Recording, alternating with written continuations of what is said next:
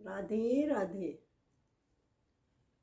दोस्तों, एक बार फिर मैं आपके सामने एक वृंदावन की सत्य घटना लेकर के आई हूँ।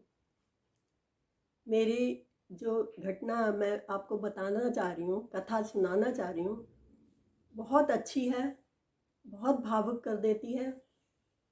आप सुनिएगा। दो ब्राह्मण थे, तीर्थ यात्रा पे जा रहे थे। दोनों एक दूसरे को जानते नहीं थे।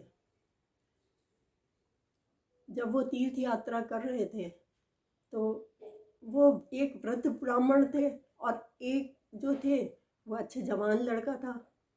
तो जो जवान लड़का था उसने वृद्ध ब्राह्मण की बहुत मदद करी। सब जगह जहाँ भी यात्रा के लिए गए वहाँ पर उस उस जवान लड़के ने वृद्ध ब्राह्मण की बहुत मदद करी। जगह जगह घुमाया, पकड़ के ले गया, हर जगह हर तरह से मदद करी। वो इतना खुश हुआ, वृद्ध ब्राह्मण जो थे वो इतने खुश हुए उस लड़के से। तो वो कहने लगे कि वो खुश होकर के उन्होंने कहा कि तुमने मेरी बहुत मदद करी है बेटा। अब मैं चाहता हूँ कि तुम इतने अच्छे लड़के हो, मैं अपनी बेटी का विवाह तुमसे करना चाहता हूँ और तुम्हें कुछ धन दौलत भी देना चाहता हूँ। तो वो बोला कि ऐसा तो नहीं हो सकता, क्योंकि आप तो बहुत अमीर आदमी हैं और मैं बहुत गरीब ब्राह्मण हूँ, तो मेरे से कैसे हो सकती है। बोले कि नहीं, तुम बहुत अच्छे हो और तुम्हारी तो अभी शुरुआत ही है, धन तो हो जाएगा और धन तो मैं भी दे दूँगा, ऐसी कोई बात नहीं है, लेकिन ये है कि तुम बहुत अच्छे लड़के हो, मैं अपनी कन्या का विवाह तुमसे कर दूँगा। उसने कहा ये बातें जो हो रही थी ये एक मंदिर में विग्रह, भगवान के विग्रह के सामने बातें हो रही थी। तो उसने कहा ठीक है। अब वो दोनों जो थे अपने तीर्थ यात्रा करके जब वापस आए तो वापस आने के पश्चात उन्होंने कहा कि पता नहीं, वो लड़के ने कहा, जो गरीब ब्राह्मण था उसने कहा कि पता नहीं उनको मेरी अपना वचन याद होगा या नहीं याद होगा, तो मैं याद दिला दिला के आता हूँ उनको। आपस में वो इतने घुल मिल गए थे, एक ही जगह के थे, इसलिए आपस में घुल मिल गए थे बहुत। तो वो उनके घर गया और जा कर के उसने कहा कि आपने मुझे वचन दिया था कि मैं अपनी कन्या का विवाह आपसे कर दूंगा और सबसे बड़ी चीज़ ये धन दौलत भी दूंगा, तो अब आप अपना वचन पूरा कीजिए। अब जो वृद्ध ब्राह्मण थे उनकी पत्नी नाराज़ हो गई कि नहीं, मैं अपनी कन्या का ऐसे विवाह किसी से गरीब ब्राह्मण से नहीं करने दूंगी। वो कहने लगी कि अगर इससे विवाह आप करोगे तो मैं इस घर में नहीं रहूंगी। अब वो जो अमीर ब्राह्मण थे वो बेचारे दुविधा में पड़ गए कि अब मैं क्या करूं।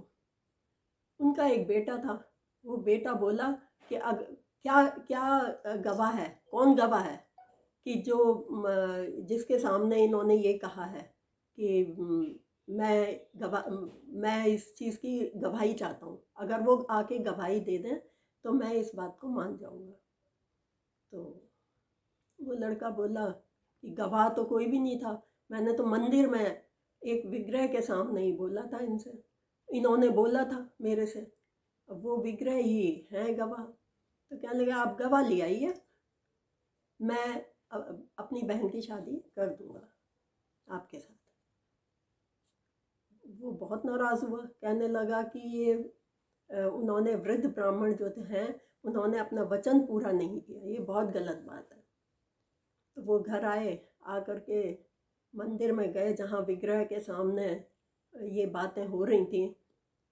तो विश्राम कर रहे थे भगवान और दरवाज़ा बंद था उनका। आके उन्होंने ज़ोर ज़ोर से दरवाज़ा पीटा और कहा गोपाल जी बाहर आओ, गोपाल जी बाहर आओ। अब गोपाल जी तो वो तो विग्रह था भगवान का, कहने लगे एक तुम ही गवाह हो, मैंने हमेशा आपकी पूजा की है, खूब पूजा करी आपकी। अगर आज तुम सच में बाहर आ गए तो मैं मान लूँगा कि हाँ तुम हो मेरे साथ, नहीं तो मैं आज के बाद तुम्हारी पूजा नहीं करूँगा। बहुत देर तक दरवाज़ा खटखटाता रहा। जब काफ़ी देर हो गई और वो निढाल हो गया, कहने लगा कि तुम कुछ नहीं हो, मैं तो इतने सालों से तुम्हारी जो पूजा पाठ कर रहा था, तुम्हें इतना मानता था, वो सब शायद व्यर्थ है। जैसे ही उसने निराश होकर के नीचे बैठा, इतनी देर में आवाज़ आई अंदर से, अरे मैं तो छोटा बालक हूँ, मैं कैसे बाहर आ सकता हूँ, मैं तो विग्रह हूँ, मैं कैसे बाहर आ सकता हूँ, मूर्ति कोई बाहर आ सकती है क्या? तो वो भी गुस्सा हुआ, बोला अगर मूर्ति बोल सकती है तो मूर्ति बाहर भी आ सकती है, आप बाहर आइए। जब उसने बार बार ये विनती की और रोने लगा, तो भगवान के बोले कि ठीक है मैं बाहर आ जाता हूँ, बता क्या करना है। बोले आप उस समय गवाह के रूप में मेरे सामने थे जब वो वृद्ध ब्राह्मण ये बात कह रहे थे कि मैं अपनी कन्या का विवाह आपसे कर दूंगा, और उन्होंने ये कहा था मैं तुझे धन दौलत भी दूंगा, तब आप ही थे मेरे गवाह, आपके अलावा उस समय कोई नहीं था। तो वो बोले ठीक है मैं गवाही दे दूंगा, लेकिन मेरी भी एक शर्त है। बोले क्या शर्त है? कहने लगे भगवान कि मेरी ये शर्त है कि तुम आगे आगे चलोगे और मैं तुम्हारे पीछे पीछे चलूँगा, और तुम मुड़ के मत देखना। अगर तुमने मुड़ के देख लिया तो फिर मैं वहाँ से एक कदम भी आगे नहीं बढ़ाऊँगा। तो वो ब्राह्मण बोला कि ठीक है मैं नहीं देखूँगा, लेकिन मुझे कैसे पता लगेगा कि आप आ रहे हो?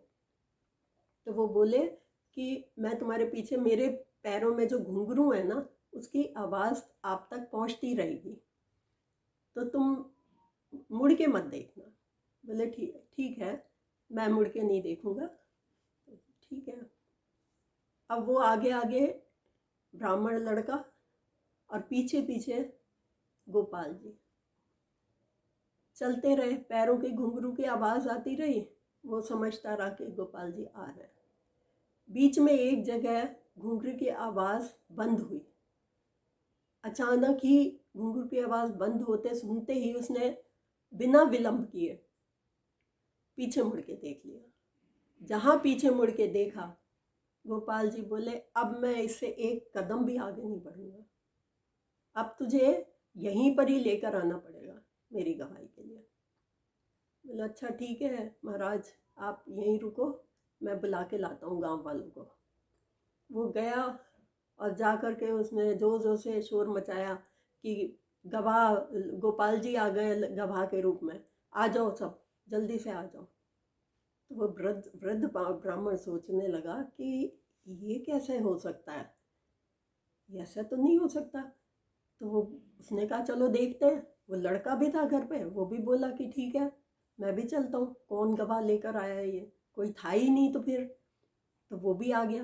अब सब जब वहाँ पर पहुँचे, सब ने देखा कि भाई एक कोई खड़े हैं गोपाल जी और कह रहे हैं कि हाँ मैं गवाही देता हूँ। और फिर सबको जब गोपाल जी दिखे, उन्होंने कहा कि अरे ये तो गोपाल जी ही हैं, ये गवाही देने आए हैं। उन्होंने कहा कि भाई ये मैं गवाही देता हूँ, इन्होंने ये शब्द कहे और इनकी कन्या का विवाह इस ब्राह्मण से होना चाहिए। उन्होंने कहा ठीक है भगवान, अगर आप ऐसी बात कहते हैं तो कौन ऐसे करेगा कि नहीं देगा, नहीं करेगा। ठीक है, अब तो मैं अपनी कन्या का विवाह करके और आपके चरणों में आ जाऊंगा। आपने इतना बड़ा काम किया है मेरे लिए, आपने इतना कष्ट सहा है, भगवान मुझे माफ़ कर दो। आज के बाद कभी मैं इस तरह के वचन नहीं दूंगा, और अब अगर वचन दूंगा तो मैं उसको पूरा करूंगा। आज के बाद मुझे अपनी भक्ति दे दो, इसके अतिरिक्त मुझे और कुछ नहीं चाहिए। राधे राधे।